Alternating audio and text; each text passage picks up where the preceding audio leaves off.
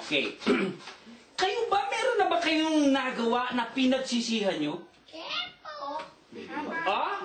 Sasagot kayo, ha? Gusto ko sumasagot, ha? Okay.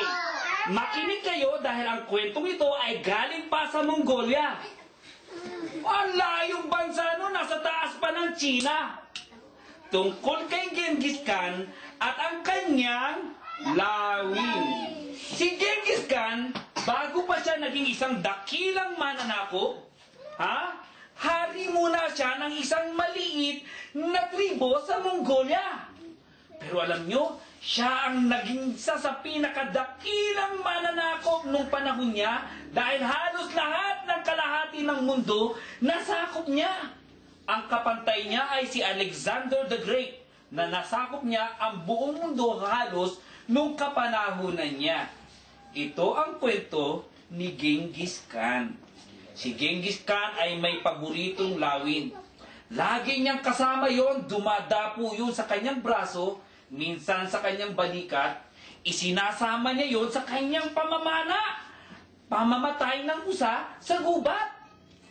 Nung minsan sila ay nangangaso sa gubat, naligaw si Genghis Khan. Napahiwalay siya sa kanyang mga kasamahan. At alam nyo, uhaw na uhaw siya. Nangangabay siya. Tukutok, tukutok, tukutok, tukutok. Tapos sabi niya, uhaw na uhaw ako. Saan kaya makakuha ng tubig? Ang hirap kumuha ng tubig nun. Dahil sa tagtuyot. Nung walang ano-ano, nakarinig siya ng patak ng tubig. Sabi doon sa isang gubat, tik, tik, tik, tik, tik. Ha? Saan yun? Nakita niya may tumutulong. Tik, tik, tik. Naku, kinuha niya kagad yung kanyang yung kanyang tasa, yung kanyang lalagyan inumin sa kanyang kabayo. At siya ay sumahod doon sa patak ng tubig. Sabi ng patak ng tubig, tik, tik, tik, tik, tik, tik, tik, tik. Taga naman ito, tik, tik, tik, tik, tik, tik, tik, tik, tik, tik, tik. Ang tagal! Nung mapuno na, iinumin na sana niya. Nung lumipad ang kanyang lawin at binunggo ang kanyang iinumin. Nakari si Genghis Khan. Ano ba? Ang hirap-hirap kumuha ng tubig eh! Sinahod na namin niya. Tik, tik, tik, tik, tik, tik. Ang tagal, mahina naman ang pahina itong tubig. Tik, tik, tik. Inip na inip si Genghis Khan. Naiinis siya dahil ang tagal ng tubig. Nung mapuno na, iinom na siya. Lumipad na naman yung kanyang lawin at binunggo ang kanyang iinumin.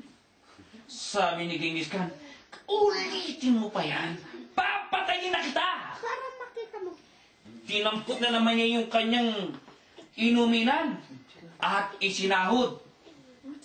Tik, tik, Tik! Tik! Tik! Ang tagal ng tulo ng tubig! Pero inis na siya. Ang tagal niya nag-intay.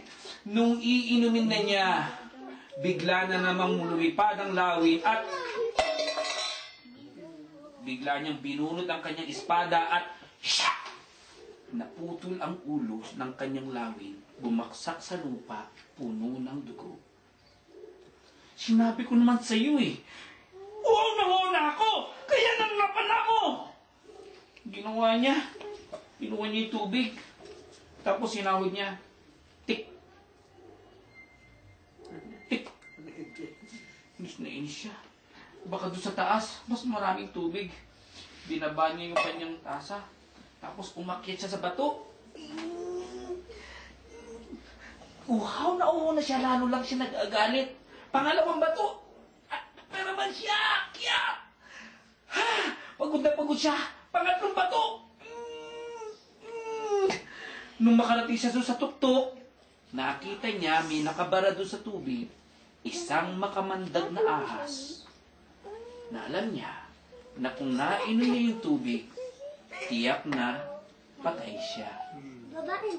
Alam niyo, nung magkita-kita sila ng kasamahan nila, sabi ni Genghis Khan, ngayong araw na ito ay natutunan ko ang isang mapait na aral. na huwag kang gagawa ng anumang bagay sa gitna ng iyong galit. Nung mga panahon na yon, pinag-aralan ni Genghis Khan na kontrolin ang kanyang galit. Nasakop niya ang kanyang sarili. Kaya hindi katakataka, nakapanakop siya ng maraming bansa. Sabi sa Bible, ulitin natin ha, ang tao na walang kontrol sa kanyang galit ay tulad ng isang syudad na madaling masakop. Palakpakan ng Panginoon.